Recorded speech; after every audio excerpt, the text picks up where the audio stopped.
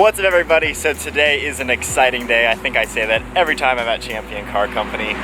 But today, I have the key to the Ford Focus RS. I got to film one of these brand new a year ago. At that time, the Ford dealerships were not allowing any type of test drive just because they were going way over MSRP. But now, a year later, they're on the used market. Amazing pricing now. This thing, 5,000 miles, really good price. Definitely check it out. We're gonna hop in, see what this car is all about. Basically, in my opinion, the best all-wheel drive rally car for the road out today. So let's hop in and check it out. All right, so in the Focus RS, you all know I'm a sucker for a bucket seat, but these Recaros are really aggressive. I really like the way they feel. Pretty easy to adjust. I know some people aren't the biggest fans of the driver position, but so far I do like it. So as we deal with a little bit of traffic, some kind of basic things about the car. Obviously, we know 350 horsepower and torque, 2.3 liter EcoBoost 4-cylinder turbocharged engine. We have a little suspension button on the left stalk that can go from the sport suspension to the normal suspension. Over by the shifter, we have your different drive modes. So before we get out on the back roads to kind of test out some of the performance of the car, this is a daily driver. This is designed obviously as a practical car you can drive every single day. It's a 5-door hatchback. You have a lot of space in the rear trunk. You have a pretty good amount of space in the back seats for passengers, and then the overall room in the car is pretty nice. It's got a lot of room. I definitely don't feel cramped or anything like that. I think it's pretty comfortable to sit in. The visibility all around is really good, just like you would expect. Pretty much no blind spots in it. And just for normal driving, it's really easy to shift the car. Short throws, it's really notched. You can easily feel exactly when you're in each gear. There's nothing vague about it, and the clutch pedal is really short. So now that I'm on some country roads, we'll take some turns, downshift a little bit. The car corners really well. It's very flat in the turns. There's pretty much no body roll, which I'm not really expecting for a hatchback like this. The suspension, I hear everybody is saying it's pretty bumpy. You can feel every single bump in the road. Back in sport mode, every single bump I am feeling. It's a little jarring, so I'm actually going to go back to normal mode. I think you're going to want to save that setting for the actual track when it's buttery smooth. So as we approach another turn, I heard a little pop on that exhaust. So accelerating, I wouldn't say it's the fastest car out there, to be honest. I know it has plenty more torque than my car, but it honestly doesn't feel like it's any quicker. It gets up to speed very nicely. It's not a slow car at all. I'm obviously not redlining or flooring it crazy because it's not my car. But even giving it quarter throttle, giving it some gas, the boost is kicking in. I wouldn't say it really plants you back in your seat, but it definitely gets up. And being a tuner car like it is, a tune, maybe a downpipe on it, that would really open it up, and it would make it just probably pretty crazy. And as we go around some more turns, the steering is amazing. I've driven the STIs and I was really impressed with how they steer. This thing is really tight. All right, so let's see how it does from first gear. Nothing crazy though.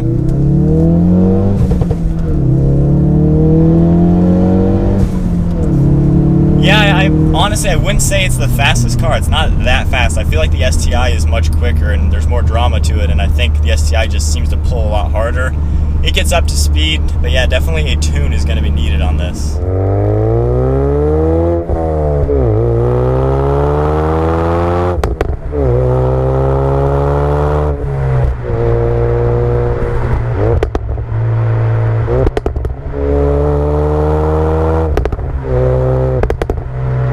Back on some twisty turns. It's really nice when you take a turn. I could almost feel like the G-force is just pulling me from side to side.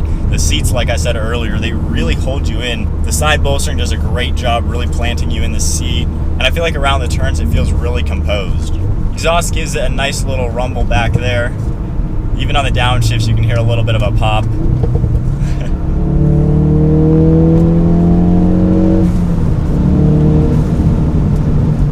Alright, so the car moves. It's not sluggish. That steering is, wow, that steering is incredible. Alright, going around another turn. Yeah, the handling in this car, I think that's what you're really getting. The handling is definitely more on point than the STIs and the Evos. Not dissing those cars or anything like that, but this handling is really incredible. So in second gear, we'll get moving, see how a second gear pull does.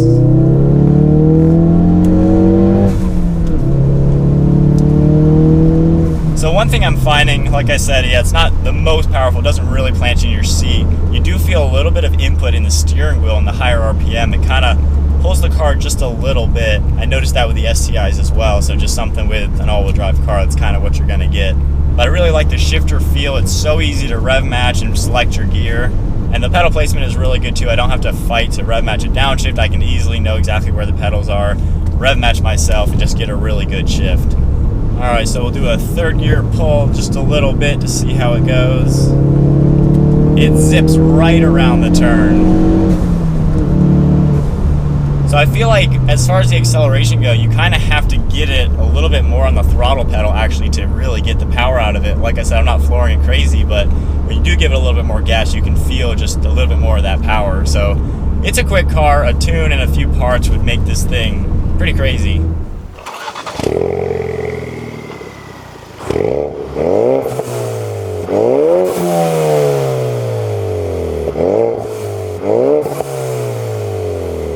So overall, I do like the car a lot. I think it's really cool how it's a normal hatchback. It's just a normal Focus underneath.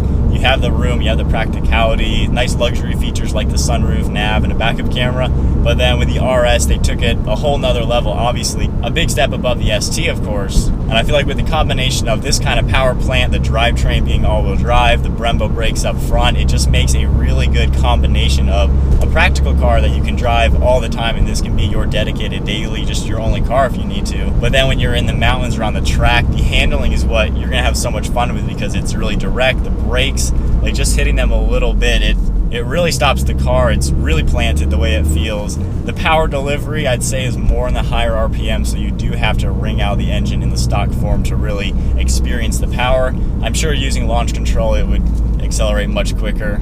Now, the turning radius is something that I've heard people talk about. That was a little tight.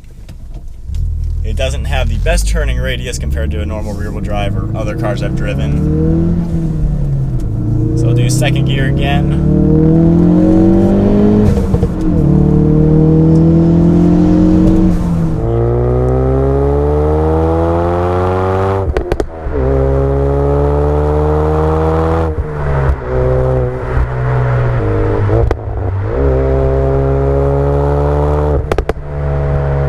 Not too much to complain about the car. I like a lot of what it has to offer. I'd say the only things that I'm not the biggest fan of, the little gauges on the top are somewhat useless. The boost gauge, you see 0 and 30 and you kind of have to guess what's in between, so not really the most useful boost gauge. It's really small and you're probably not really going to use it. The oil temperature gauge, I like that they have it. That's really critical for any type of performance driving. You obviously want to know that your oil temps are at the correct temperature before you floor it or do anything crazy, so that is nice to have, but I wish they did something more like the 370Z. You have a much bigger gauge, it's a lot easier to use. Aside from that though, performance-wise, suspension, it's a little abrupt. You feel the bumps, it's a little bumpy. It's not as structurally sound, I would say, comparing it to my Nismo 370Z. They definitely feel a lot different. Going back into the sport mode suspension, you feel every single bump. It's a little bit of an abrupt ride, but you are rewarded then by when you take a fast turn. The car is so planted for a car that's as tall as this. This isn't a low-slung two-seater sports car, it's a four-door hatchback. And yet taking the turns, there's pretty much no body roll. I think the driver position, in my opinion, is much better than the STIs and a lot better than the Evos. I like the overall materials that you get on the inside. All the blue stitching and the blue accents just add a really cool touch. And especially with the Brembo brakes, they just look really cool in that nitrous blue color. The interior with the leather and the alcantara on the seats, it just looks really nice and has a good performance feel. The visibility and all the luxury features are nice to have as well. So it's overall a pretty good car to drive and pretty easy to drive. I'd say the only thing that kind of surprised me is the acceleration. It's just not quite as quick as I was hoping. Like just kind of flooring it a little bit, second and third gear. It doesn't seem to really pull that hard. I think my car feels a lot quicker, and less powerful cars like the STI feel a lot quicker. So it's getting up to speed quickly. It just doesn't really feel like it's that fast. But the handling, probably said it 100 times by now, but the handling is spot on for a car like this, and even for a car not like this handling is spot on for what you would want. So the overall looks inside and out of the RS I love. I think it looks so aggressive on the outside. It's not your typical 5-door hatchback car. It just has that extra aggression that makes it just look really, really good. The front end has a really cool bumper. It just makes it look awesome. The side profile is pretty much the same as the Focus Hatch and the Focus ST, but you do get the larger spoiler on this one, which gives it a nice look. And then finishing up in the rear, it's got the really good looking diffuser, just giving it a little bit wider appearance than the standard car. And then this one does have the optional forged 19-inch alloy wheels. They look really good with the multi-spoke design and the matte black finish. And then of course coming to the inside, it just ties in really nicely. Well, there you go, everybody. That is a look at the Ford Focus RS. Definitely a really cool car. I love the look of it. It looks so cool on the outside. The inside looks great. The performance is mostly there. It does need a tune just to get that extra power out of it. Just get it woken up a little bit and then maybe add a downpipe for a little bit more sound back there. But overall, kind of hard to complain about the car. I think if you want a practical car that can do everything for the daily drive, that's easy to drive, but you want the fun factor, I would say this probably is the best option. Pretty close though with the STI, so I might be a little 50-50 on the two. These seats and the driver position I think is much better in this, and I do like the interior layout a little bit better, and I think it looks a little bit better on the outside. But it seems like the STI is a little bit more powerful feeling, and you have the differential controls and a little bit more sport mode settings for the actual engine. So either way, the two cars are pretty comparable. This one though, if you're looking for a car like this, you have got to check one out. They come in some awesome colors. The nitrous blue is pretty crazy, but this white I think might be my favorite just because it really accents the blue. So hope you all enjoyed the video. Be sure to give it a big thumbs up. Hit the subscribe button down below if you are new to the channel. So thanks for watching, and we'll see you all next video.